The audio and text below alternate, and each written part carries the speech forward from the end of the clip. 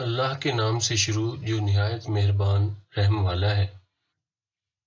دوستو، ویڈیو شروع کرنے سے پہلے آپ سے گزارش ہے کہ ایک مرتبہ درود پاک پڑھ لیں۔ جزاک اللہ۔ میرا نام آسیہ ہے۔ مجھے دنیا سے گئے ہوئے آج 3 سال ہو گئے ہیں۔ آج جنت میں ہوں، سب کچھ میرے پاس ہے۔ میں بہت خوش رہنے والی لڑکی تھی۔ مجھے میرے چچا جی نے پالا تھا۔ میرے ماما بابا بچپن میں ہی ایک ایکسیڈنٹ میں دنیا سے چلے گئے۔ میں نے ماں باپ کے بنا جیسے بھی ہوا زندگی گزاری۔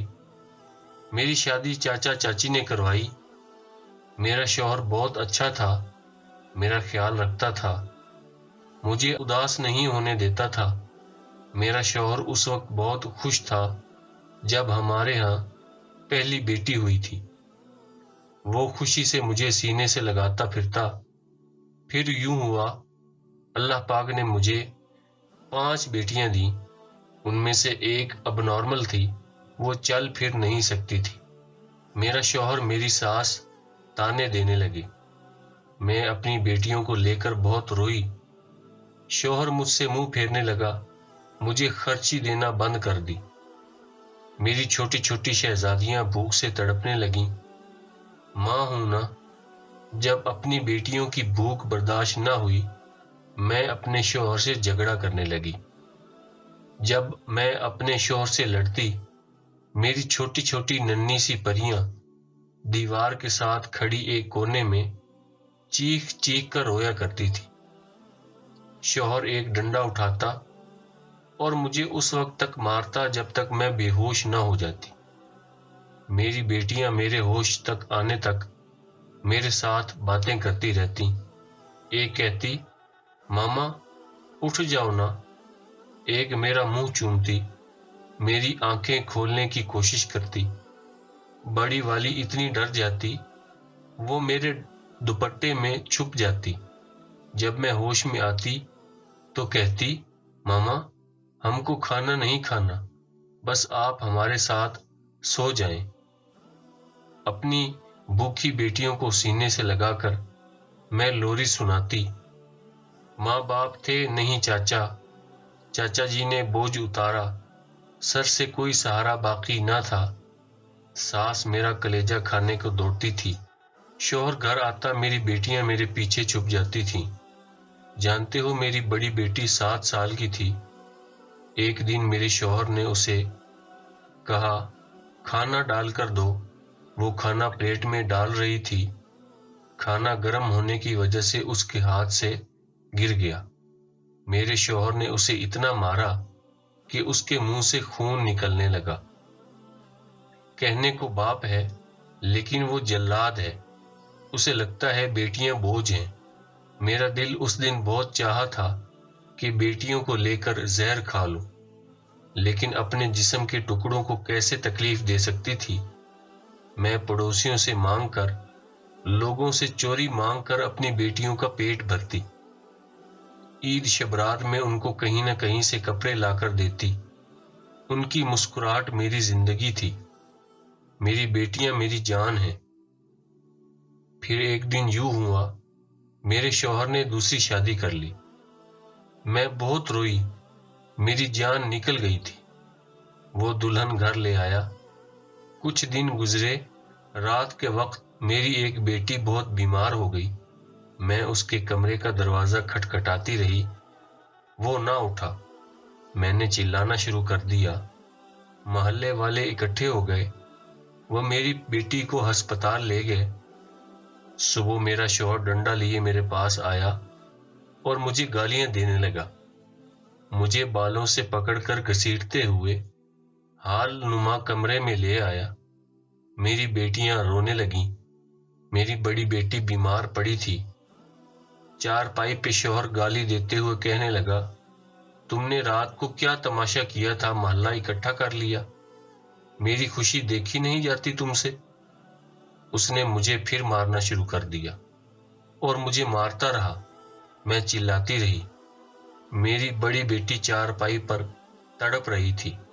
میں کونے میں کھڑی بیٹیوں کو دیکھا۔ اتنے میں ایک زوردار ڈنڈا میرے دماغ میں لگا اور میرا جسم سون ہونے لگا۔ میں کانپنے لگی۔ میری بیٹیاں میرے سامنے اوجھل ہونے لگیں۔ میری بیٹیوں کے چہرے دھیمے ہونے لگے۔ میری آنکھیں بند ہونے لگیں۔ مجھے ہسپتال لے جایا گیا، جہاں سے میں اللہ پاک کے پاس چلی گئی۔ 1 گھنٹے بعد میری میت کو گھر لایا گیا۔ میری ایب نارمل بیٹی، جس کو میں اپنی زندگی میں کبھی زمین پر چلنے نہیں دیا، وہ گھسیٹتی باہر دروازے پر آ بیٹھی۔ میری لاش کو ایمبولینس سے اتارا گیا۔ اسی وقت میں بہت تڑپی اپنی بیٹی کو دیکھ کر۔ آخری بار اپنی چھوٹی بیٹی کو دیکھا جو 2 سال کی تھی۔ وہ انجان تھی، چارپائی پر خود کھیل رہی تھی۔ سر میری بیٹیاں میری لاش کے پاس کھڑی مجھ سے باتیں کرنے لگیں۔ میری بیٹی نے میرا خون صاف کیا۔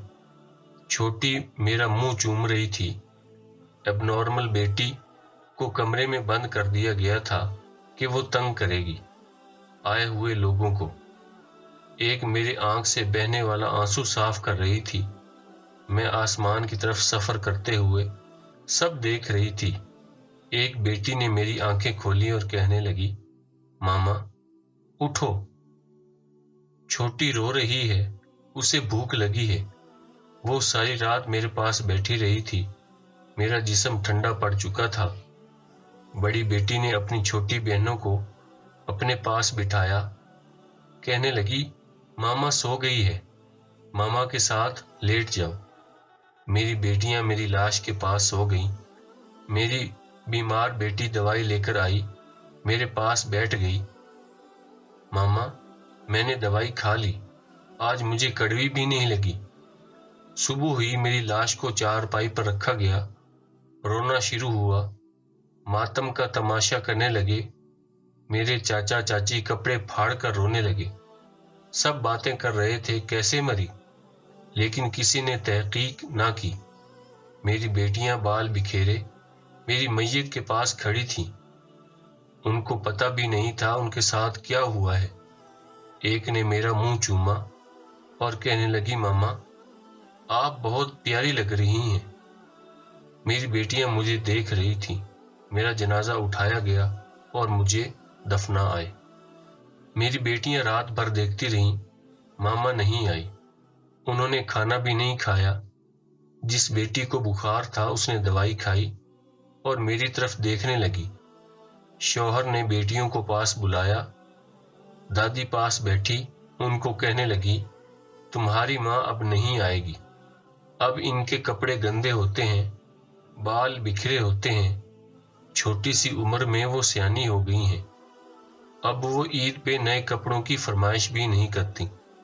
اب وہ بھوکی بھی ہوں تو کھانا نہیں مانگتی۔ میری بیٹیاں بہت صبر والی ہیں۔